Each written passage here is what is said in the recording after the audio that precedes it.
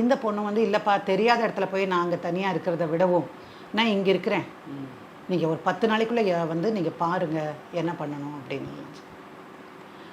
இந்த மாப்பிள்ளை வந்து ஒரு 4-5 நாள் விருந்துக்கு வந்துட்டு பெங்களூருக்கு போகிறாருப்பா. போகும்போது இவர் 2 ஃப்ரெண்ட்ஸை இன்ட்ரடியூஸ் பண்ணுறாரு. இந்த 2 பேரும் இந்த 5 நாளும் மாமனார் வீட்டில் என்னோடய ஃப்ரெண்ட்ஸ் வந்திருக்கேன்னா, மாப்பிள்ளையோட ஃப்ரெண்ட்ஸ் வந்திருக்காங்கன்னா என்ன பண்ணுவீங்க, நீங்களும் கறி விருந்து வைப்பீங்க, எல்லாம் செய்வீங்க, எல்லாம் சகல மரியாதையும் இருக்கும். சரி, அப்புறம் அடுத்த நாள் இவர் வீட்டை விட்டு போகிறார். யார்? மாப்பிள்ளை பெங்களூருக்கு போகணும். இவங்க எல்லாம் நினச்சது என்னன்னா, இவங்களோட அந்த 2 பசங்களும் போயிடுவாங்கன்னு நினச்சாங்க.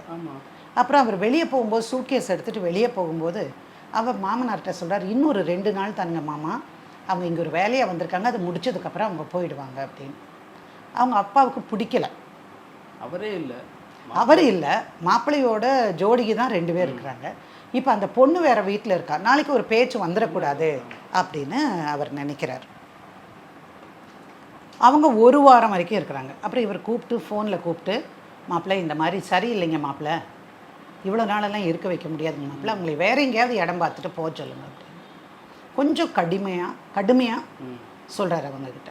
அப்புறம் இல்லை மாமா நான் அவங்கள அனுப்பி வச்சிட்றேன். அப்போ தான் அன்றைக்கி வெளியே அனுப்பும்போது தான் கேட்டார், தம்பி நீங்கள் என்ன வேலை செய்கிறீங்க, நீங்கள் எல்லாம் வெத்து பசங்க, இதுக்கெல்லாம் ஒரு கேங்கு, மீடியாவில் ஒர்க் பண்ணும்போது அமைஞ்ச கேங்கு. மீடியாங்கிறதுனால நீங்கள் சிரிக்காதீங்க, எல்லாரும் அப்படி கிடையாது, ஆனால் சொல்கிறேன், அந்த கேங்கு தான் இவங்க.